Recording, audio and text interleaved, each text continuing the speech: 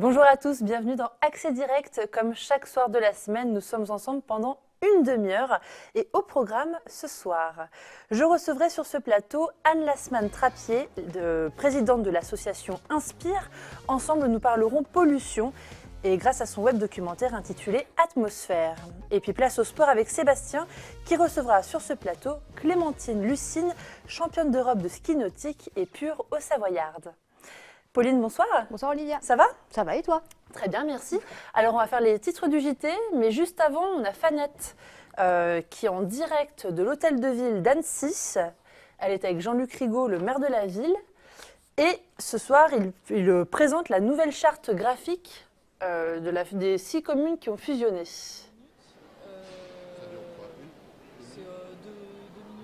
Alors visiblement, elle est en train de briefer Monsieur Rigaud. Monsieur Rigaud, effectivement. Alors je ne sais pas si Fanette nous entend. Non, visiblement non. Alors Jean-Luc Rigaud, bonjour. Bonjour. Alors c'est une soirée importante, vous allez présenter la nouvelle identité visuelle de la commune nouvelle. Ça manquait? Ça manquait, c'est surtout la suite, après avoir créé cette commune nouvelle, après que les 6 conseils municipaux aient décidé de se réunir en une seule ville. Eh bien cette ville, elle a commencé à se développer, elle prend sa forme et maintenant il faut lui donner une identité. Bien sûr c'est Annecy, ça c'est une surprise pour personne, mais le logo qui est porteur de l'image de la ville, donc il y a un volet évidemment de communication, eh bien c'est ce soir qui va être dévoilé à chacune et chacun. Donc là, voilà, on le voit juste devant. L'idée, c'est que les Annéciens et les habitants des 6 communes s'accaparent vraiment cette nouvelle identité. Bien sûr, puisque c'est leur ville, c'est la ville d'Annecy, chef-lieu de ce département, et donc Annecy leur appartient. Et il faut que chacun soit fier. Je crois qu'on l'est globalement fier d'Annecy, mais fier de cette institution qu'est la ville. Et ce logo, il doit incarner l'institution.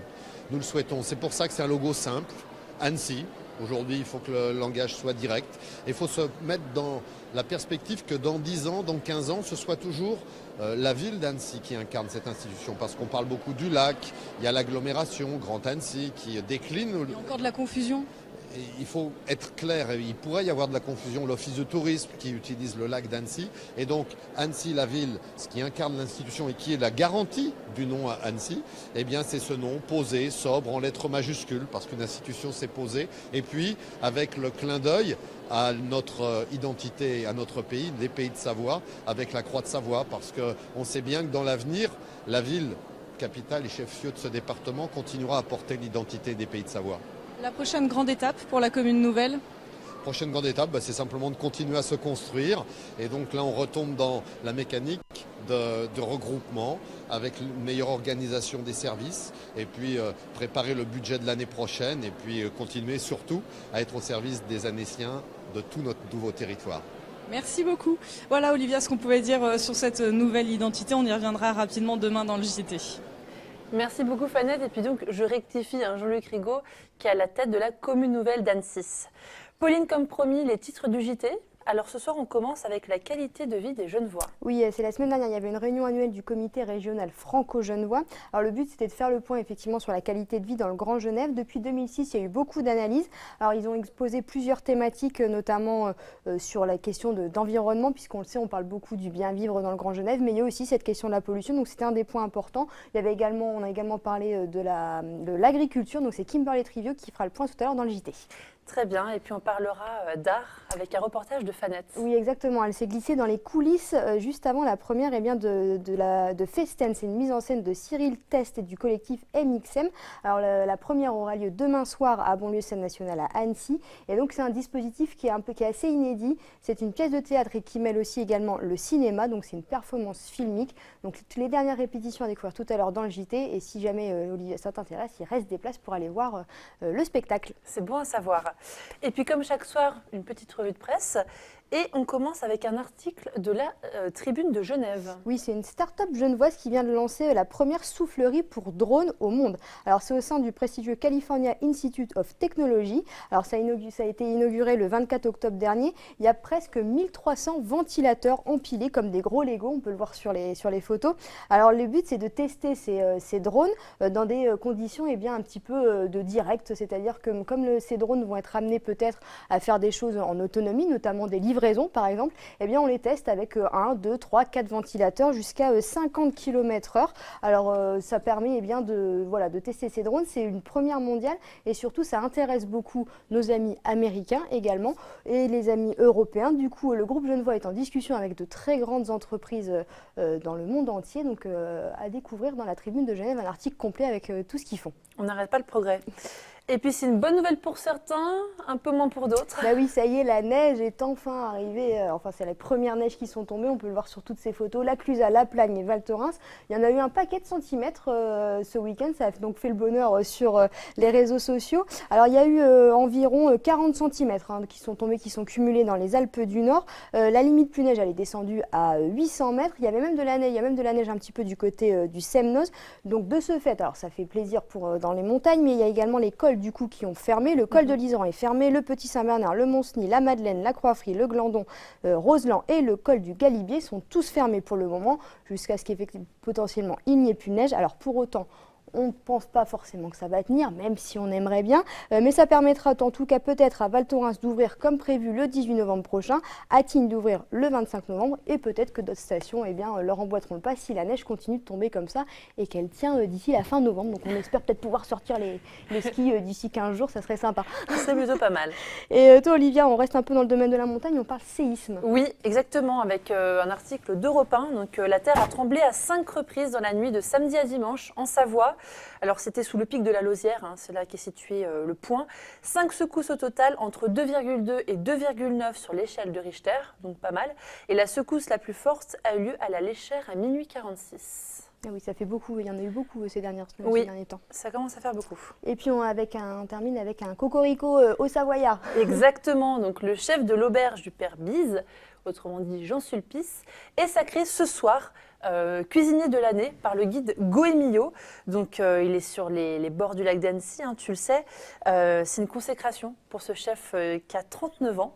Et selon Com de Chérizet, donc de la rédaction du guide Goemio, ils ont décidé de le récompenser et de récompenser le pari fou, je cite, d'un homme de reprendre une maison mythique. Voilà un battant, un compétiteur, un sportif de haut niveau. 100 ans d'existence pour effectivement ce restaurant. Il était déjà doublement étoilé à Val Thorens. On peut dire qu'il est plutôt doué dans ce qu'il fait. Belle carrière. Ça donne envie d'aller manger. Merci Pauline, je te laisse rejoindre la rédaction et puis tu reviens nous faire un petit coucou avant le JT. Et puis je reçois tout de suite Anne Lasman-Trappier. Je vous laisse venir vous installer en face de moi. Bonjour. Bonsoir. Vous êtes la présidente de l'association Inspire. Vous avez sorti un web documentaire intitulé Atmosphère. Alors expliquez-moi, vous avez mis 2 ans à réaliser ce web documentaire. Pourquoi un tel choix ? Déjà, c'est un énorme projet, donc ça a mis du temps à le mettre en place. Et puis en plus, on a grandi en ambition au fur et à mesure de l'avancée du projet. Donc au départ, on était parti sur un tournage qui devait durer 4 mois et en fait, ça a duré 1 an. Le montage aussi durait longtemps. On a fait écrire la musique directement sur les images une fois que tout était monté, enfin, etc. Donc c'était un projet très ambitieux et on s'est donné le temps de le réaliser de façon tout à fait professionnel, avec des professionnels d'ailleurs, avec un réalisateur professionnel, un musicien professionnel, des graphistes, etc. Donc on a travaillé avec toute une équipe professionnelle. Vous l'avez donc réalisé en 2 ans. Je suppose qu'en 2 ans, il y a quand même des choses qui ont évolué. Oui, et il y a quand même aussi beaucoup de choses qui sont restées à peu près les mêmes. Les décisions politiques mettent beaucoup de temps à arriver. On a beau avoir un plan de protection de l'atmosphère qui est maintenant terminé, qui a fini ses 5 ans d'existence. On n'a pas eu beaucoup d'évolution sur la qualité de l'air parce que beaucoup de mesures n'ont pas été effectivement appliquées par rapport à ce qui était prévu au départ. Donc l'actualité reste malheureusement globalement la même sur le sujet. On reviendra sur la politique juste après. Vous abordez 8 thématiques dans ce web documentaire. Parmi ces thématiques, la santé, les déplacements, comment agir chez soi et la mobilisation citoyenne. Il me semble que vous avez interviewé 46 personnes au total pour ce web documentaire. C'est ça, oui. Comment est-ce que vous avez trouvé ces gens ? Comment est-ce que ça s'est passé ? Alors, ça s'écrit un web documentaire, hein. Donc, on est parti sur l'idée de quoi va-t-on parler et qui est-ce qu'on va interroger pour parler de ces sujets. Donc, c'est parti comme ça. Et comme on avait beaucoup d'idées et qu'on avait beaucoup de gens à interroger, c'est pour ça que le projet a beaucoup évolué et grandi. C'est qu'en fait, on a trouvé beaucoup de gens intéressants. On est allé jusqu'à Paris interroger l'ADEME, on est allé à Genève interroger l'OMS. Alors l'OMS, par exemple, l'Organisation mondiale de la santé. On a essayé de toucher, d'interroger des experts dans leur domaine et en même temps des gens qui étaient actifs dans la vallée de l'Arve et en Haute-Savoie pour améliorer la qualité de l'air, donc avoir des témoignages vraiment de gens engagés. Donc on a ce mix en fait dans le web documentaire où on donne de l'information, mais aussi on donne des témoignages de gens engagés. Et l'idée c'est quand même de donner aux gens envie de s'engager et de eux-mêmes changer un petit peu leur comportement pour améliorer la qualité de l'air et réduire ces émissions quotidiennes. Sur toutes ces interviews, qu'est-ce qui ressort concrètement ? Il y a beaucoup d'informations très intéressantes déjà, donc pour ceux qui veulent s'informer, c'est déjà le point numéro 1. Et puis il y a toute cette partie où il y a des conseils, il y a une envie qui peut naître de voir certaines personnes, par exemple celui qui a troqué sa voiture pour un vélo électrique. Ça donne envie de le voir partir à travailler à vélo finalement, on se dit que c'est un plus plutôt qu'un moins de se débarrasser de sa voiture. Donc plein d'idées et j'espère que ça va lancer la réflexion aussi. Que peut-être qu'on ne va pas trouver des solutions comme ça directement, mais qu'on va se dire « Ah tiens, qu'est-ce que je pourrais faire moi dans ma vie pour changer un petit peu ma mobilité, changer des choses chez moi, mon chauffage, les produits d'entretien » parce qu'on ne pense pas souvent à la qualité de l'air intérieur par rapport aux produits qu'on utilise, mais on peut beaucoup empoisonner son intérieur avec de mauvais produits aussi. Justement, au quotidien, qu'est-ce que vous pourriez dire aux téléspectateurs dans les petits gestes du quotidien, mais qui pourraient quand même changer ? Alors, il y a 3 grands domaines sur lesquels on peut agir. Donc, évidemment, on y pense assez souvent, c'est l'habitat et la mobilité. Mais là où on pense beaucoup moins, c'est tout ce qui est consommation.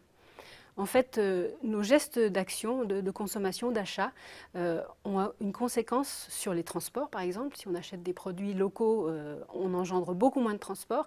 Et donc ça peut avoir autant d'impact, si ce n'est pas plus, sur nos émissions qu'en fait de prendre sa voiture ou ne pas prendre sa voiture. Donc il y a beaucoup de...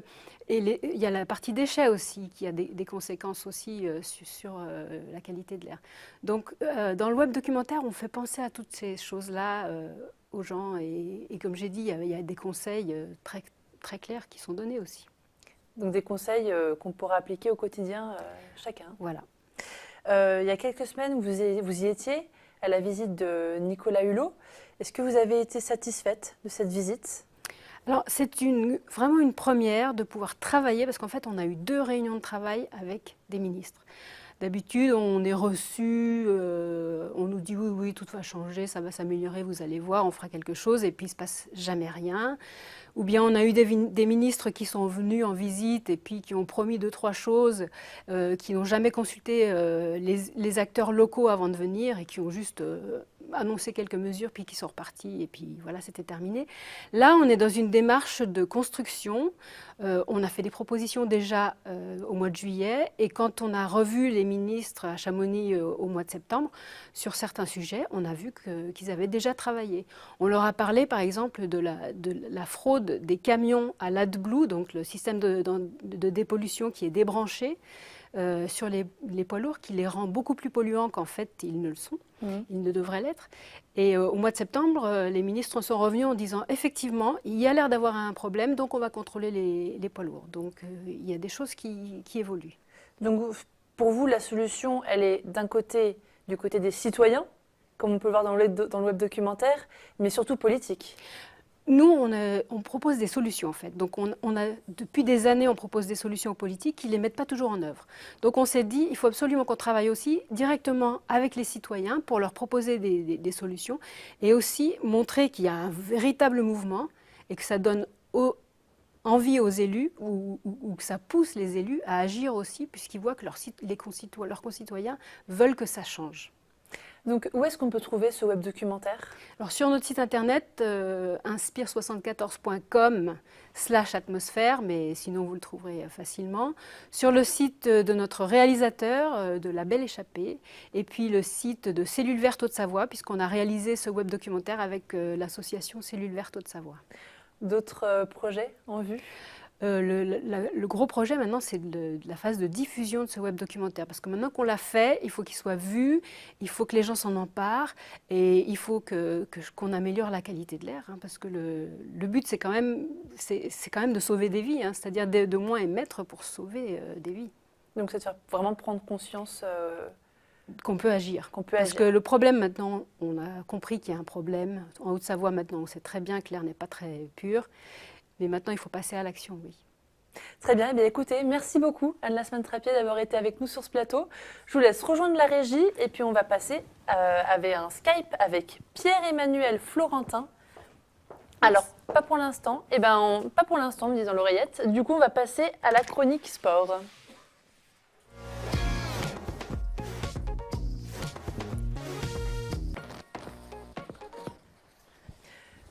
Salut, bonsoir. Bonsoir. Bonsoir à tous les deux. Merci d'être ici. Alors Sébastien, tu es avec Clémentine Lucine. Une très grande championne, peut-être une des plus grandes championnes de son sport, Clémentine Lucine.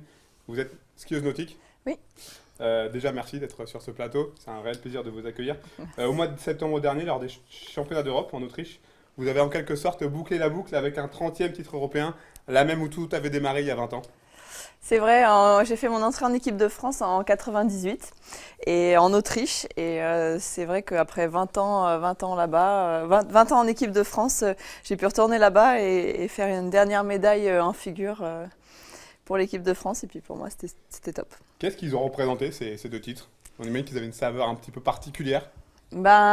J'avais 16 ans quand je suis rentrée en équipe de France pour la première fois et c'est vrai que quand on a son premier titre, sa première médaille, c'est quand même quelque chose de phénoménal pour un sportif, on s'en souvient toute sa vie. Et puis quand on sait qu'on va arrêter sa carrière en figure et puis qu'on ramène à la maison une médaille à nouveau dans le même pays, c'est vrai que ça a une saveur un petit peu spéciale. Est-ce que vous imaginiez, il y a 20 ans, avoir une carrière aussi remplie, aussi longue et surtout aussi fructueuse? Je sais pas trop si... Je sais pas. En fait, quand j'ai commencé le ski, j'avais en objectif d'un jour essayer d'être championne du monde et puis surtout de concrétiser une passion, et puis des heures d'entraînement et essayer d'arriver au plus haut niveau que je pourrais. Et je pense que je n'imaginais pas avoir autant de médailles. C'est vrai que je l'imaginais pas. Et puis après, une fois que j'ai commencé à en avoir, c'était un peu l'objectif, c'était d'essayer d'aller jusqu'au plus haut niveau. Et puis, donc j'étais bien contente de pouvoir le faire. Est-ce que vous pouvez vous mettre un petit peu plus... Voilà, ça sera mieux pour la réalisation. Qu'est-ce qui vous a motivé durant toutes ces années, ces 20 longues années, à continuer à vous entraîner, à vouloir progresser? Je pense que c'est la passion pour mon sport. La passion pour mon sport, la soif de médailles, la soif de compétition.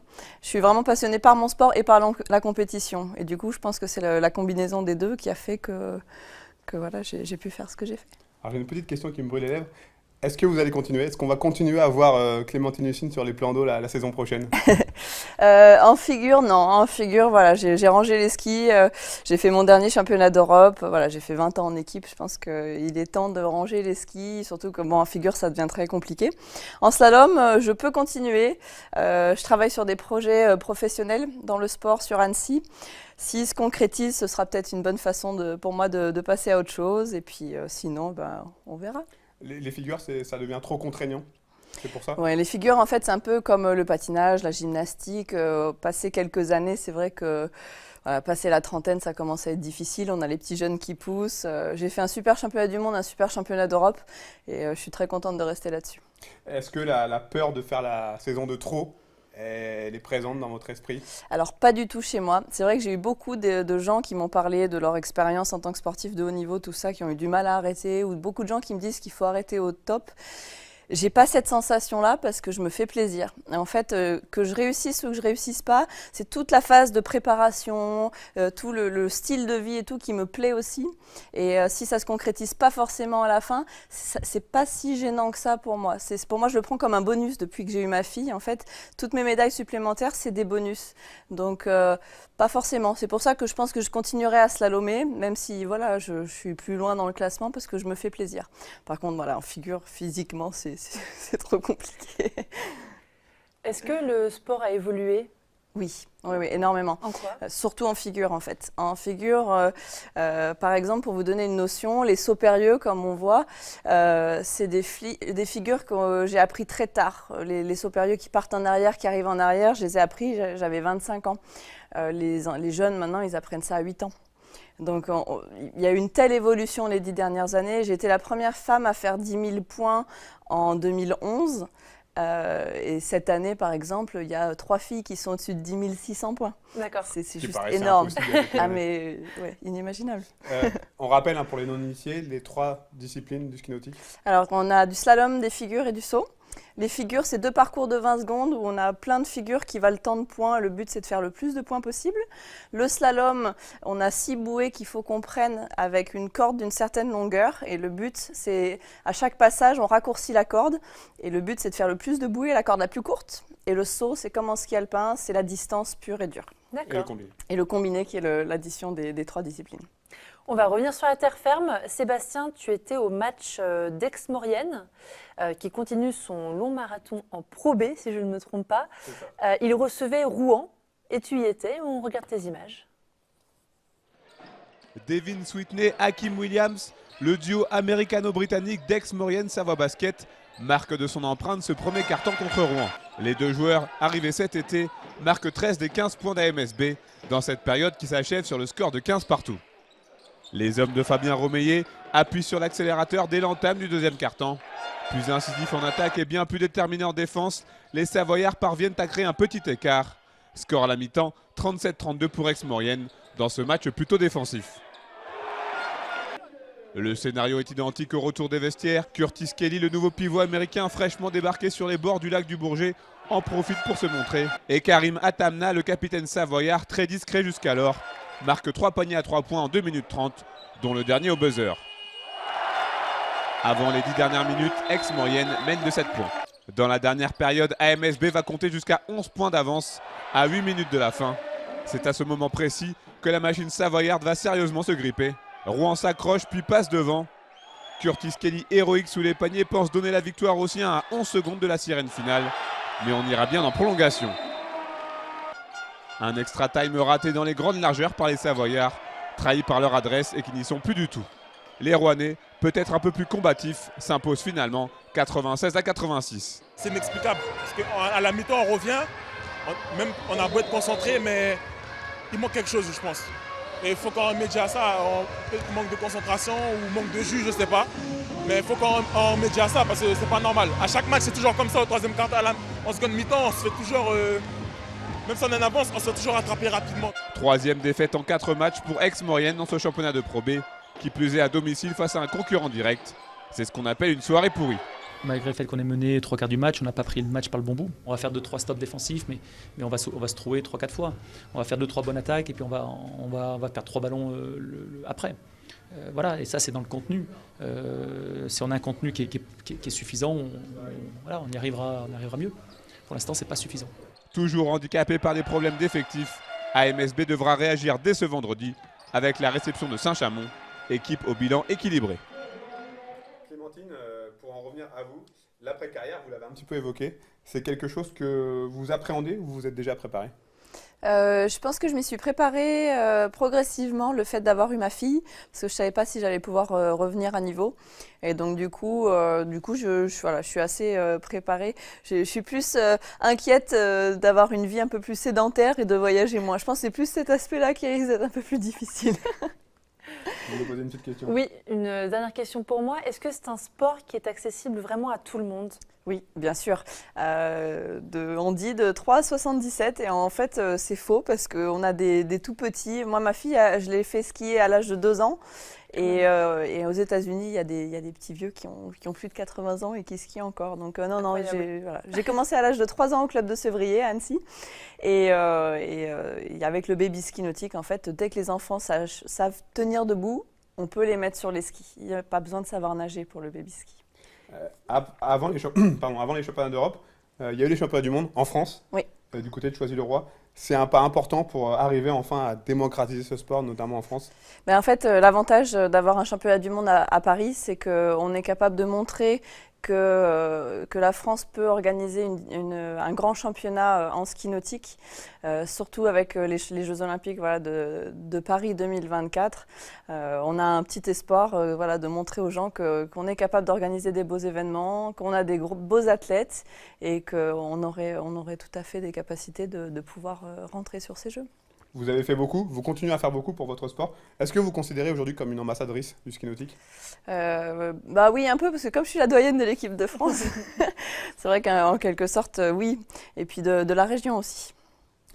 En tant que sportif de haut niveau, est-ce que vous avez accompli tout ce que vous souhaitiez faire ? Sur le plan sportif, oui. Ouais, il n'y a aucun...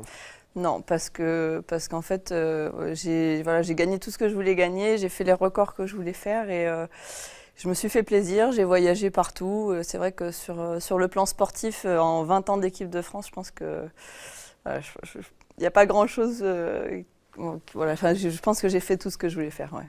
Dernière chose, la vie de famille dans tout ça. On a parlé de la petite Tia. On sait que votre compagnon Pierre Ballon est également un grand skieur nautique. C'est facile à gérer? On a passé 3 superbes années parce qu'on a beaucoup voyagé, on a fait les compétitions ensemble. On est tous les deux vice-champions du monde par équipe, on est tous les deux, on a voyagé partout, on s'est entraînés ensemble, on a été en équipe de France ensemble et on a gagné cette médaille ensemble. Donc c'est quelque chose de super. La petite, elle a voyagé avec nous partout. Et puis là maintenant, elle est rentrée à l'école à Annecy, donc c'est bien. Merci Clémentine, en tout cas, bon vent pour la suite. Merci, c'est gentil. On va passer rapidement aux résultats. Allez, les résultats, Seb. quelques résultats avant de se quitter. On commence avec du football national 2, 10e journée. Le match nul entre Annecy et Chasselet. Annecy est 4e du classement. En National 3, la défaite malheureusement de Chambéry qui s'incline à domicile contre Thiers, 3-2. Et en Division 2 féminine, c'est toujours aussi compliqué pour Croix-de-Savoie-en-Billy qui s'est incliné du côté de Saint-Etienne, 3-0.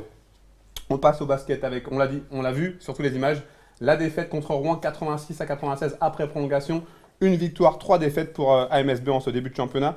En rugby fédéral de 6e journée, très mauvais week-end pour les équipes au Savoyard puisque Annecy s'est incliné à domicile 32-13 contre Saint-Priest et Remy s'incline dans le Doubs à Pontarlier 15-9. En hockey sur glace, c'est toujours aussi compliqué, malheureusement je suis tenté de dire, pour Chamonix qui s'incline après prolongation contre Épinal. Chamonix 11e sur 12 avec seulement 12 petits points. Et en Division 1, fortune diverse pour les clubs savoyards avec la défaite d'Annecy à domicile sur sa patinoire Jean-Régis, 3-2 après prolongation. La 5e victoire en 6 matchs pour Courchevel, Méribel, Pralognan contre Nantes, 4-2. Et enfin la belle victoire de Mont-Blanc du côté de Tours, 6-2.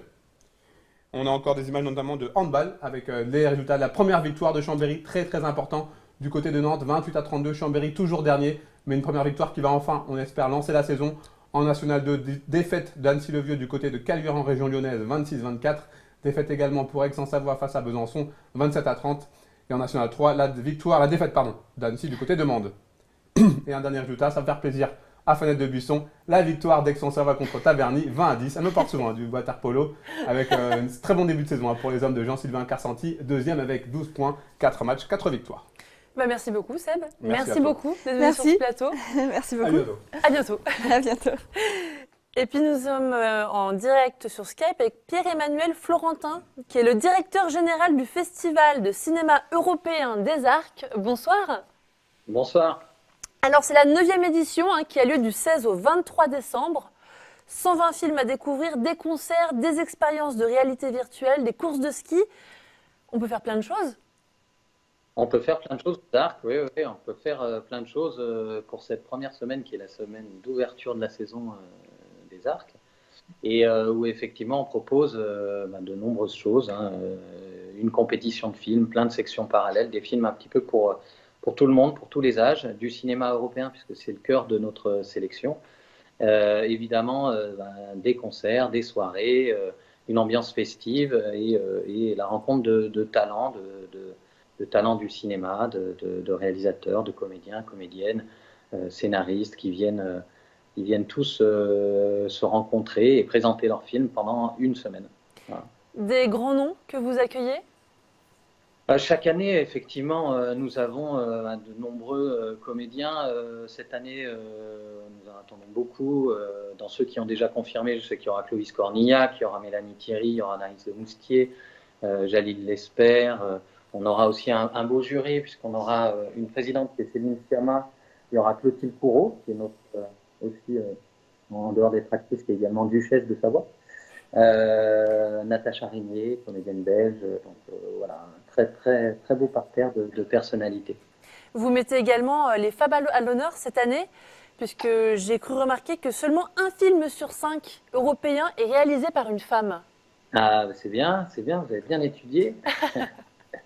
Effectivement, il y a une grosse inégalité en fait en Europe, mais bon, partout dans le monde. Hein. Si on regarde Hollywood, la situation est encore pire, hein, puisque à Hollywood, c'est à peine 4% des films réalisés par des femmes.